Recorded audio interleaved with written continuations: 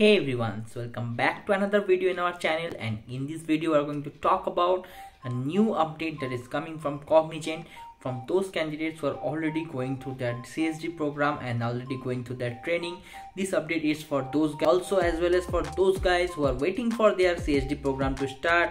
This might be helpful for you guys also because we are going to go through the same training procedure in the future. So this is for both of those, and in this video we're going to talk about a new change in their evaluation process, and we're going to talk about a new update that is coming from some students in the CSD already going through.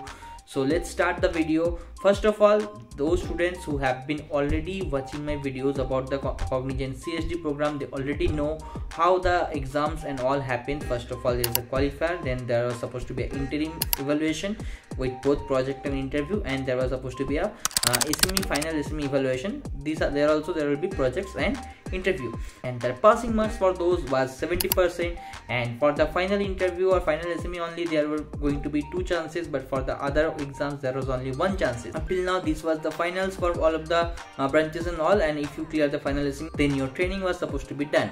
But now there is a new update coming, new evaluation process they are mentioning. For some batches are already going through the CSD training program like the FSD batches and all, some of them are getting a mail about there is one more hacker rank assessment after the end of their training.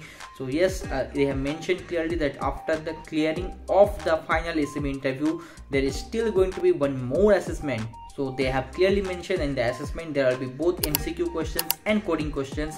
So they can expect MCQ questions or like 20 marks of MCQ questions, 20 MCQ questions, and there was supposed to be coding questions from both Java and SQL for Java FSD guys, and if from other domains there might be some other syllabus for you as well.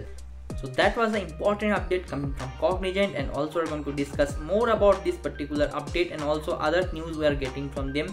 But before moving on, if you are new to our channel and you are liking this type of multiple updates or industry updates, different companies onboarding and training procedure updates we provide, make sure to click on the subscribe button, join our Telegram for any discussions you want to have about this, and also make sure to click on the bell icon after subscribing because we post different multiple hiring, onboarding and exam related updates every day regularly. Make sure not to miss those out. And also they have clearly mentioned even if you are passing the final SME interview clearly with green mark, still if you are not able to clear this hacker rank test, then you are not going to be considered as graduated. Only after you complete this hacker rank assessment, then you are going to be considered as graduated from the CSD program, and then you can go forward for the next process, that is the FTE. But what will happen to those candidates who will not be able to clear the hacker rank assessment? They have clearly mentioned them for that also. Those students who have already cleared their qualifier assessment, interim and final SME,